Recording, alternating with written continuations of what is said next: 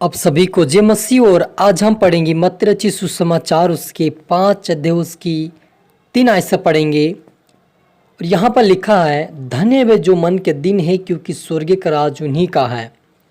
धन्य है वे जो शोक करते हैं क्योंकि वे शांति पाएंगे। धन्य है वे जो नम्र है क्योंकि पृथ्वी के अधिकारी होंगे। हालेलुया। हम प्रार्थना करें। धन्यवाद प्यारे ईश्वर राजा, प्यारे पिता परमेश्वर, आज के वचन आज के कलाम से मेरे पिता हर एक से बातें कर प्रभु जी। आज का वचन हर एक के जीवन 100 गुना फैलाए पिता परमेश्वर।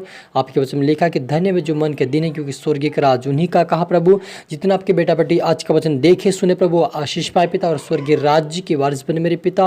हर एक के जीवन प्रभु आज का वचन 100 गुना फैलाए प्रभु। ऐसा होने देश मसीह, आपका नाम ऊंचा यीशु मसीह, आप बड़े में खट मेरे, क्योंकि सर्वसिद्ध परमेश्वर पिता आप है, सर्वशक्तिमान आप परमेश्वर पिता। आज का वचन हर एक से बातचीत करे, आत्मिकता और रात वचन मजबूत बनाए, आपके राज्य के वारिस बनाए। सोने दे मेरे ईश्वर राजा, सभी तरह आत्मा सौंपते प्रार्थना सुना आशीष किया। धन्यवाद मेरे ईश्वर राजा, आप मेरे मुख से होकर बोले। ये प्रार्थना दुआ यीशु तेरे मीठे मधुर नाम से मांगते हैं, आमीन।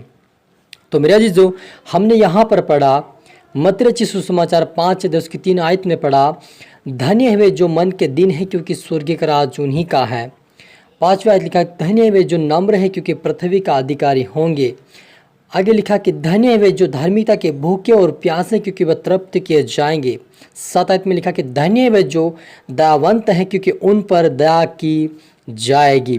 हालेलुया। तो मेरे जो पहला पॉइंट क्या कि धन्य है वे जो मन के दिन है क्योंकि स्वर्ग राज उन्हीं का है। हालेलुया। धन्य व्यक्ति मतलब कि मेरे अजीज, जो धन्य का मतलब है कि जो धन्यवाद देने वाला, वचनों पर चलने वाला, आज्ञाकारिता में चलने वाला, प्रभु यीशु मसीह के डर और भय में चलने वाला, वो व्यक्ति क्या है? धन्य है। और जो नम्र है, जो दीन है, जो अपने आप को नम्र बनाता है, दीन बनाता है, परमेश्वर के वचनों के ऊपर मन लगाता है, वो व्यक्ति क्या है? धन्य है। लिखा कि शोक करते हैं वे क्योंकि वे शांति पाएंगे। हालांकि मेरे अजीजों, शोक का मतलब होता है कि दुख उठाना। शोक यानी दुख उठाना, यानी कि हमें मसीह के बदले हम दुख उठाए, यानी कि जब संसार में सताव हो, समस्या हो, तब भी हम क्या करें? विश्वास में मजबूत रहें, यीशु मसीह में खड़े रहें, अड़े रहें। तो हम क्या करें? शोक रहे। और वे क्या करें? स्वर्गीय राज्य में वे लोग शांति पाएंगे। लिखा है 6 आयत के अंदर कि धन्य वे जो धार्मिकता के भूखे और प्यासे की तरफ के जाएंगे।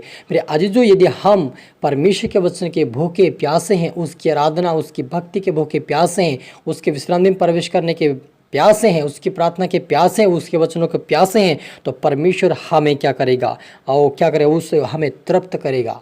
हालेलुया। क्योंकि वो तृप्त करेगा हमें, क्योंकि हम भूखे और प्यासे परमेश्वर की आराधना भक्ति करने के लिए। जब हम देखते कि दाऊद परमेश्वर को भूखा और प्यासा रहता था, जब भी वो भेड़ बकरी को चराने के लिए जाता था, तब भी वो परमेश्वर की महिमा आराधना भक्ति करते हुए ही जाता था। क्या? क्योंकि उसके अंदर परमेश्वर के प्रति भूख और प्यास थी। यानी यदि हमारे अंदर परमेश्वर के प्रति भूख और प्यास है, तो परमेश्वर हमें दाऊद राजा के समान ऊंचा उठाएगा, ब्लेस और आशीषित करेगा और हमें तृप्त करेगा। धन्य है वे जो दयावंत है क्योंकि उन पर दया की जाएगी। मेरे अजीजों, यदि हम विश्वास में आकर परमेश्वर के अनुसार, वचन के अनुसार हम एक दूसरे पर दया करेंगे, एक दूसरे की मदद करेंगे, तो परमेश्वर क्या कहता है कि धन्य है वे जो दयावंत है क्योंकि वो उन पर दया की जाएगी। यदि हम दूसरों पर दया करेंगे, हम दूसरों की मदद करेंगे, तो परमेश्वर हमारे पर दया करेगा, हमारे पापों को क्षमा करेगा। यदि हम अपने पड़ोसी को माफ़ नहीं करेंगे, क्यों मेरे से झगड़ा करता है, मुझे गाली गलौज करता है, मेरे से वो जब चाहे जब मेरे से बातें मुझे अनाप शनाप बोलते रहता है, इससे मैं क्षमा नहीं करूँगा, यदि हम बोल रहे हैं तो हम गलत है। क्योंकि हमें प्रभु कहता है कि तुम धन्य बनो।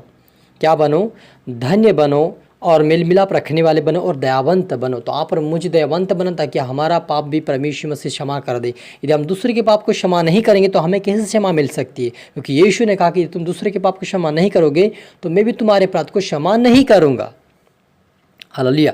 लिखा है, धन्य वे जो मेल कराने वाले हैं क्योंकि वे परमेश्वर के पुत्र कहलाएंगे। मेल कराने वाले का मतलब मेरा चीज़ों कि हम जो संसार के लोग हैं उनसे मसीह से मेल कराएं, मसीह लोगों से मेल कराएं, उनसे मेल मिलाप कराएं। यानी कि हमें प्रभु के वचन दिखाना है, प्रभु के वचन को बताना, ताकि वो लोग भी उस वचन को सुनकर, हमारी गवाही को सुनकर प्रभु के भवन में आए और परमेश्वर से मेल कर ले। और जब हम मेल कराएंगे तो परमेश्वर वो हमें अपना पुत्र, अपने बेटा बेटी कहलाएगा और हमें कहने का अधिकार देगा और हम उसकी बेटा बेटी है। धन्य वे जो धार्मिकता के कारण सताए जाते हैं क्योंकि वे स्वर्गीय का राज उन्हीं का है।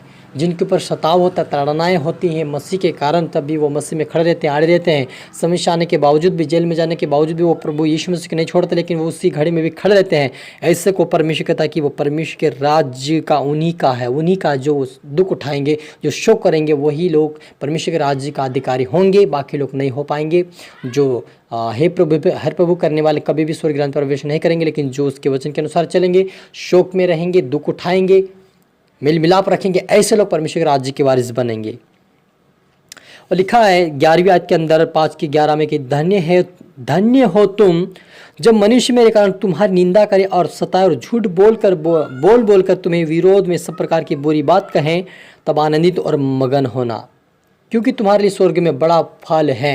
मेरे अजीजों, यदि हम दुख सुख में भी परमेश्वर के साथ खड़े हैं, उसकी आराधना, उसकी भक्ति करना नहीं छोड़ते हैं और परमेश्वर की आराधना भक्ति करते हुए आगे बढ़ रहे, समस्या का सामना कर रहे प्रभु यीशु मसीह के नाम से, तो वो परमेश्वर हमें एक दिन बड़ा प्रतिफल देगा। क्योंकि जो कोई धीरज धरेगा उसी का उद्धार होगा। यानी कि हम जब उस धीरज धरेंगे, दुख उठाएंगे, प्रभु में आगे बढ़ते चले जाएंगे, तो परमेश्वर हमें बड़ा प्रतिफल देगा स्वर्ग राज्य में। क्योंकि संसार यही चाहते कि उनको संसार का शोक, यानी कि संसार की शांति उनको मिल जाए, संसार की खुशी मिल जाए। संसार यही चाहता है कि हम संसार से मेल मिलाप रखें और मसीह से मेल मिलाप, दोनों को हम खुश कर दें। लोग ऐसा चाहते हैं, लेकिन प्रभु यीशु मसीह ऐसा नहीं चाहता है। यदि आप प्रभु को खुश करोगे तो आपसे लोग नाराज रहेंगे, यदि आप लोग को खुश करेंगे तो प्रभु आपसे नाराज रहेगा। इसलिए आप प्रभु को खुश करें ताकि आपको बड़ा प्रतिफल स्वर्ग राज्य में मिले और हम उस खुदावन के स्वर्ग राज्य के वारिस बन सके। हालेलुया। तो हम प्रार्थना करें। धन्यवाद मेरे यीशु राजा, प्यारे पिता परमेश्वर, आज के वचन, आज के कलाम से मेरे पिता हर एक से बात है कि आपका धन्यवाद प्रभु जी। यीशु मसीह आप बड़े में खट मेरे पिता, आज का जो धन्य वचन, पहाड़ी उपदेश प्रभु, हर एक के जीवन में सोगना फैलाए प्रभु जी। इस वचन को सुनकर पिता ये इस वचन के अनुसार ही चलने वाले बने, आपके मार्ग पर, आपके वचनों पर चले पिता। इनको पाप बुराई से बचा, हानि से बचा, हर प्रकार के बुराई से बचा, हर प्रकार की हानि से बचा, तेरे स्वर्ग राज्य की वारिस बना, सभी को सीखा समझा, तेरे लो में ढाप ले मेरे पिता, ताकि हर एक आपके बेटा बेटे धन्य बने और तेरे मार्ग पर चलने वाले, तेरे डर तेरे भय में चलकर आशीषकार होने पाए। ऐसा होने दे ईश्वर राजा। सभी की तरह आत्मा सौंपते मेरे ईश्वर राजा। प्रार्थना सुना आशीष के धन्यवाद मेरे यीशु मसीह। ये प्रार्थना दुआ यीशु तेरे मीठे मधुर नाम से मांगते हैं, आमीन। तो मेरे अजीजों, मैं आशा करता हूं इस वचन से प्रभु आपसे बातें किया होगा और इस वचन को दोबारा सुने, लाइक करें, शेयर करें, सब्सक्राइब करें, ताकि प्रभु आपको दुगनी आशीष दे। और आप सभी को फिर से मेरी तरफ से गॉड ब्लेस यू ऑल।